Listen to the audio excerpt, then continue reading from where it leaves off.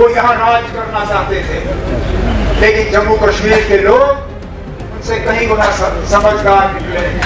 अब इसमें हमारा क्या कसूर है कि जम्मू कश्मीर के लोगों ने हुकूमत की जिम्मेदारी हमें दी।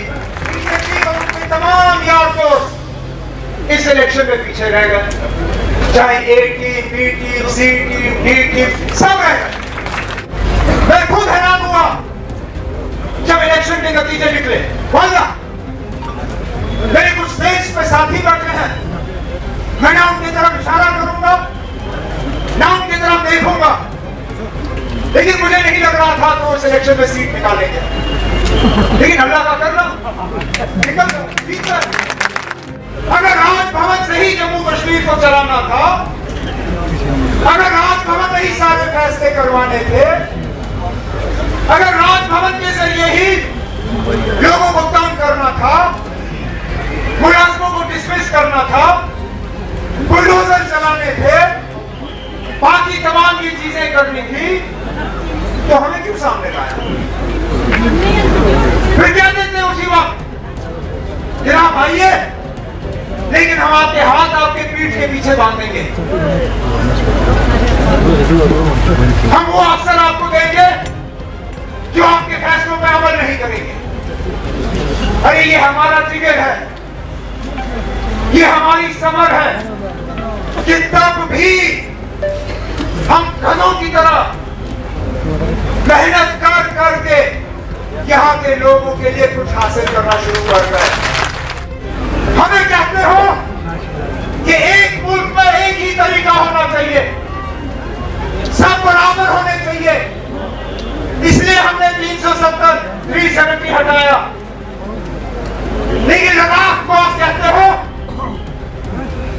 आओ हमारे साथ बात करो, हम 371 देंगे आपको। हम जनाब रियासत मांगते हैं, और यही बीजेपी वाले जो लद्दाख को 371 देने के लिए तैयार है, हमें कहते हैं आपको रियासत भी नहीं मिलेगी। हम कहते हैं कि कम से कम जिन अफसरों के साथ हमें काम करना है, उन अफसरों को लगाने की इजाजत हमें होनी चाहिए। आप वो इजाजत हमें देते नहीं हो। लद्दाख को आप कहते हो आप चीफ सेक्रेटरी का भी फैसला कर लो, आप चीफ सेक्रेटरी का ACR भी लिखो, आपने जो बजट के फैसले करने होंगे कर लो, हमें कोई एतराज नहीं। और क्यों? क्योंकि लद्दाख के लोगों ने एहतजाज का रास्ता अपनाया। अगर यही आपका पैगाम है, क्योंकि ऐसा नहीं है कि रियासत के मामले पर मैं खामोश रहा, अल्लाह गवाह है, अगर मैंने एक भी मौका गवाया हो रियासत की बहाली की बात करने के लिए, वज़ीर-ए-आज़म सलमान राय, मैंने अपने तरीके से वहां रियासत की बात की। वज़ीर-ए-आज़म कटरा आए, मैंने वहां रियासत की बात की। कोई मुलाकात मेरी अमित शाह साहब या नरेंद्र मोदी साहब या किसी भी सीनियर मिनिस्टर से नहीं होती जिसमें मैं रियासत के हवाले से बात नहीं करता। और हर मुलाकात में मुझे कहा जाता है कि हम कर रहे हैं, लेकिन जब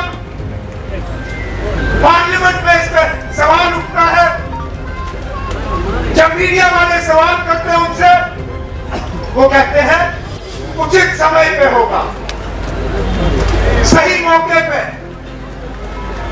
और मैं पूछता हूं उनसे, खुदारा हमें बस यही बताइए, उस उचित समय को, उस सही मौके को हम किस तरह पहचानेंगे? मुझे यही बताइए, बताएं मुझे और मेरे साथियों को क्या करना है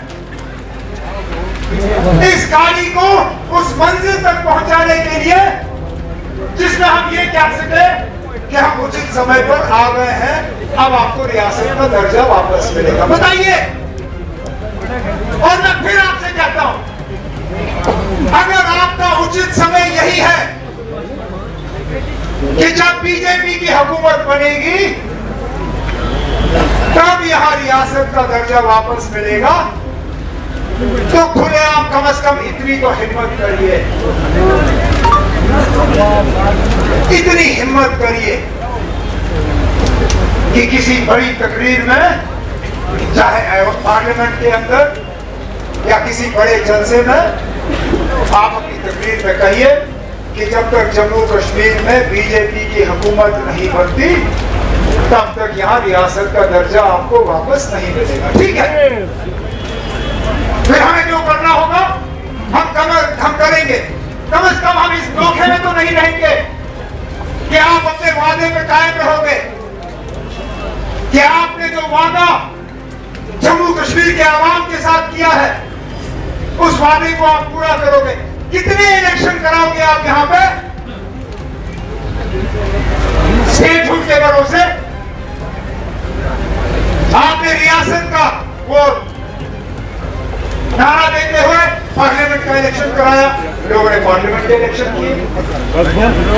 आपने असेंबली के इलेक्शन किए, लोगों ने उसमें भी बढ़ चढ़ के हिस्सा लिया। हम आप कहते हो पंचायत की भी इलेक्शन और लोकल बॉडी के इलेक्शन होने चाहिए, हम भी कहते होने चाहिए, लेकिन जिस तरह आप कहते हो उसी तरह हम भी कहते हैं पंचायत के इलेक्शन और लोकल बॉडी इलेक्शन उचित समय पे होंगे और वो समय हम तय करेंगे।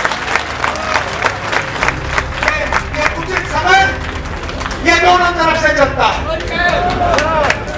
ये उचित समय आप भी तय करते हो, हम भी तय कर सकते हैं उचित समय क्या होगा। मजाक बनाया हुआ है हमारे सबर का, हमारी शराफत का, हमारी खामोशी का। क्या आग लगाना चाहते हो आप यहां पे? क्या कुछ नहीं सीखा आपने? तुम्हारा नेशनल कॉन्फ्रेंस को तोड़ने की कोशिश की जा रही है और आज जहां आपके पैसों की लालच नहीं चली, जहां आपकी मिनिस्ट्रियों की लालच नहीं चली, वहां आप बंद कमरे में मेरे एमएलए को कह रहे हो आओ हमारे साथ, आप जब आओगे तो हम आपको रियासत देंगे। अल्लाह गवाह है, अगर मेरे जम्मू के एक एमएलए ने मुझे कमरे में आके ये बात नहीं कही हो। सुप्रीम कोर्ट का बीजेपी का एक ओहदेदार, सुप्रीम कोर्ट का वकील, बीजेपी का ओहदेदार मेरे एक जम्मू के एमएलए को बंद कमरे में कहता है हम 20 से 30 करोड़ एक मिनिस्ट्री और रियासत का दर्जा, आप हमारे साथ चलो। तुमको लगता है कि लोगों का ईमान इतना सस्ता है? देखिए यहां स्टेज पे एक भी आपको नजर नहीं आएगा जो 20 करोड़ में क्या 100 करोड़ में अपनी ईमान बेचने के लिए, क्योंकि हम सब जानते हैं। और ये बाबा कौम माननीय मेहरबान जनाब फारूक अब्दुल्ला साहब की मुझे सिखाया हुआ सबक कि हमें अपने करतूतों के लिए, अपने किए हुए के लिए इस दुनिया में जवाब देना होगा या नहीं देना होगा। एक दिन ऐसा आएगा जब हमें अल्लाह ताला के सामने जवाब देना होगा। तो बीजेपी वालों हमें इतना कमजोर मत समझिए, बैकडोर से आपकी एंट्री नहीं होगी। आप बैकडोर से फ्रंट की कुर्सी पर नहीं आओगे। फिलहाल लोगों ने आपको पीछे ही रखा है, आप पीछे ही रहोगे। रही बात हमारे 20 तारीख के प्रोग्राम की। हमें आज कहा जाता है कि आपने मशवरा नहीं किया, हमसे पूछा नहीं। अरे आप, ये मेरे घर की बात है, ये मैं क्या अपनी साथ के लिए ला रहा हूं? सिर्फ मुझे और फारूक अब्दुल्ला साहब को स्टेट में रहना है, बाकी यूपी में रहेंगे। हमने ना प्रोग्राम बनाया जंतर मंतर जाने का। हमने चाहा कि ये अकेला स्टेटहुड का मामला सिर्फ हमारा नहीं है, ये पूरे जम्मू कश्मीर का है। ये उतना ही उन लोगों के लिए है जो सियासी पार्टियों के साथ ताल्लुक रखते हैं, और उन लोगों के लिए जो सियासी पार्टियों के साथ ताल्लुक नहीं रखते।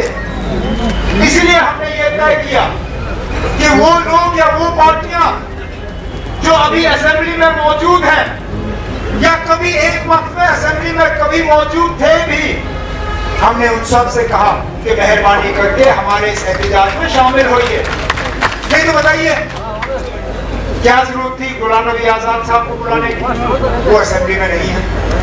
क्या जरूरत थी अल्ताफ बुखारी साहब को, या हकीम यासीन साहब को, या पैंथर पार्टी वालों को? लेकिन हमने कहा जनाब, ये लड़ाई ये अकेले हमारी लड़ाई नहीं, ये स्टेटहुड सिर्फ हमारा नहीं, ये रियासत सबका होगा।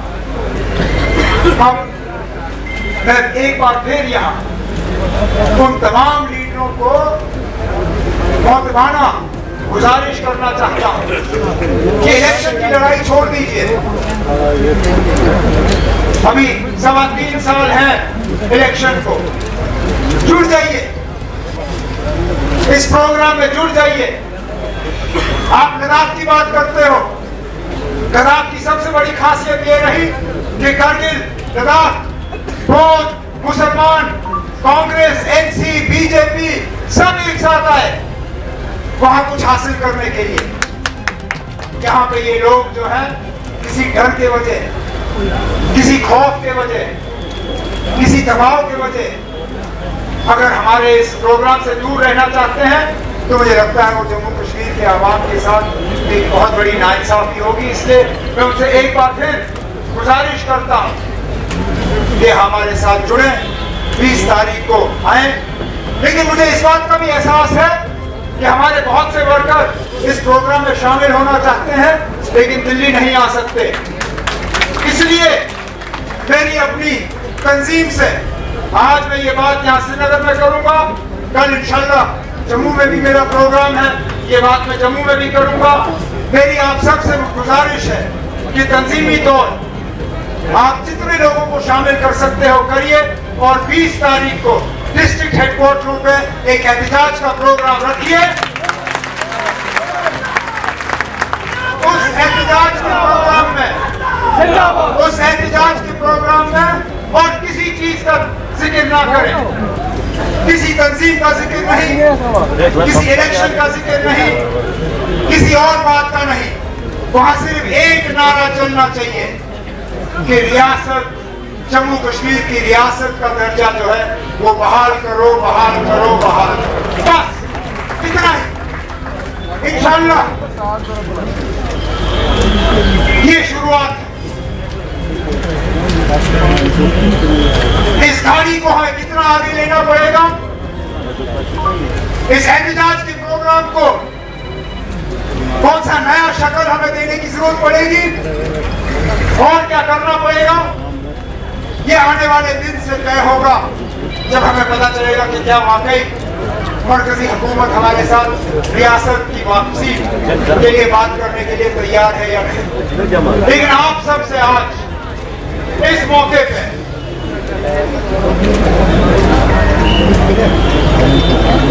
मैं सिर्फ शुक्रिया के 2 अल्फाज, क्योंकि मैं जानता हूं आप लोग दूर दराज इलाकों से सुबह सवेरे मुश्किल से निकले, और यहाँ कुछ लोग तो 5:30 बजे की सुबह के यहाँ बैठे हुए हैं। मैं एक एक वर्कर, एक एक औहदेदार, एक एक अपने साथी का दिल की गहराइयों से शुक्रिया करते हुए आपसे आखिर में एक ही गुजारिश, बैठो, एक ही गुजारिश करूंगा। आपने स्टेज पे देखा होगा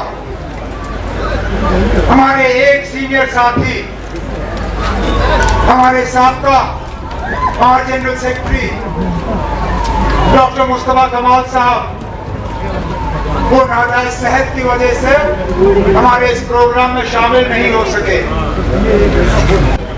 इलाज उनका चल रहा है। अल्लाह ताला से दुआ करें कि अल्लाह ताला उनको शिफा दें, सेहतयाब करें और हमारे दरमियान लंबे दौर तक रखें। लेकिन आखिर में एक बार फिर आप सबका शुक्रिया करते हुए मैं अब इस मौके पे सदर मोहतरम जनाब डॉक्टर फारूक अब्दुल्ला साहब को स्टेज पे आप सबसे दावत देता हूँ। बहुत बहुत शुक्रिया और